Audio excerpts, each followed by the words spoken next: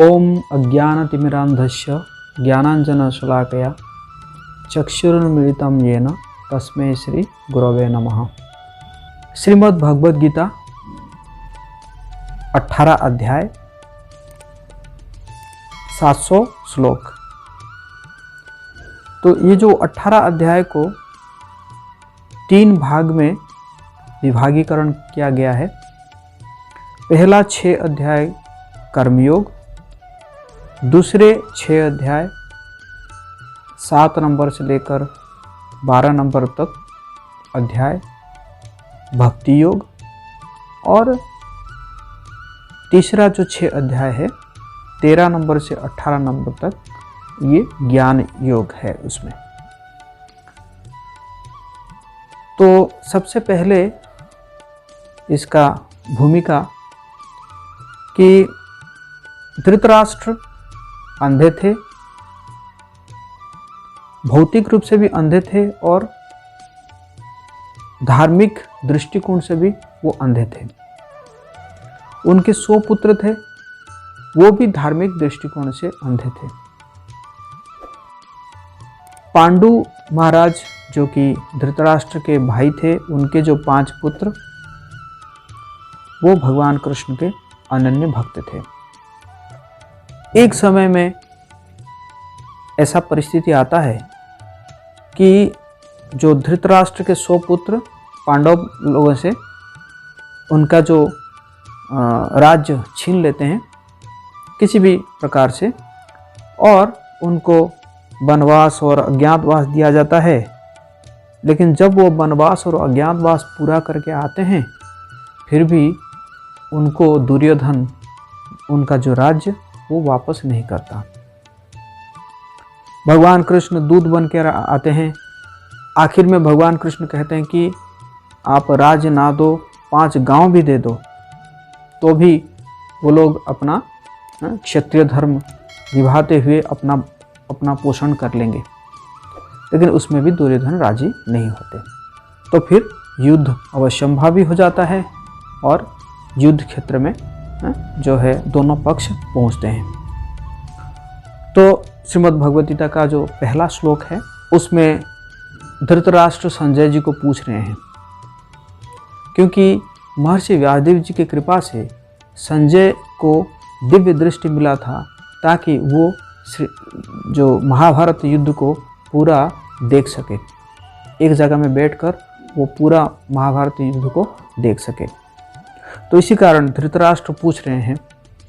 तो पहला श्लोक, अथः प्रथमोऽध्याय कुरुक्षेत्र के युद्ध स्थल में सैन्य निरीक्षण।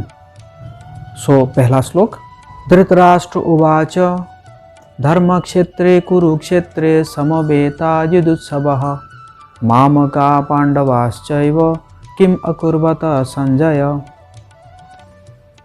धृतराष्ट्र संजय को पूछ रहे हैं, धर्म क्षेत्रे कुरुक्षेत्रे अर्थात कुरुक्षेत्र नामक धर्म क्षेत्र में समवेता युद्ध सब, जो भी युद्ध करने की इच्छा से जो मामका पांडवाश्चैव मेरे पुत्र और पांडु के पुत्र जो युद्ध क्षेत्र में युद्ध करने की इच्छा से समवेता जो वो वहाँ पे जो उपस्थित हुए हैं क्या कर रहे हैं। तो यहाँ पे प्रश्न उठता है कि जब युद्ध क्षेत्र में समवेत हुए हैं तो युद्ध करेंगे ही। तो इस प्रकार प्रश्न धृतराष्ट्र क्यों पूछ रहे हैं? सबसे पहला तो ये है कि धृतराष्ट्र पहले ही वो अलग कर रहे हैं मेरे पुत्र और पांडु पुत्र।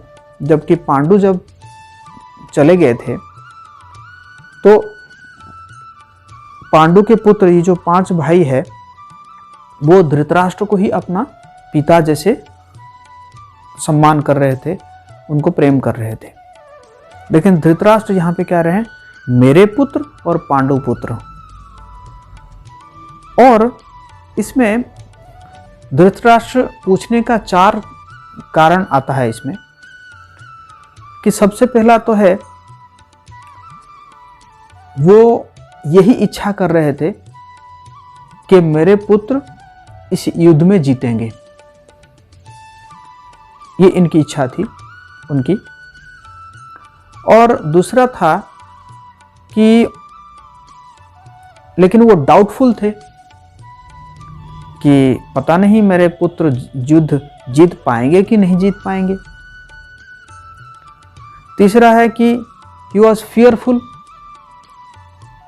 थोड़ा भयभीत थे कि धर्म क्षेत्र, कुरुक्षेत्र रूपक धर्म क्षेत्र में कहीं मेरे पुत्रों के ऊपर वो धर्म क्षेत्र का प्रभाव तो नहीं पड़ जाएगा और वो लोग कंप्रोमाइज करके तो नहीं आ जाएंगे, जिसको धृतराष्ट्र नहीं चाहते थे। धृतराष्ट्र चाहते थे युद्ध हो।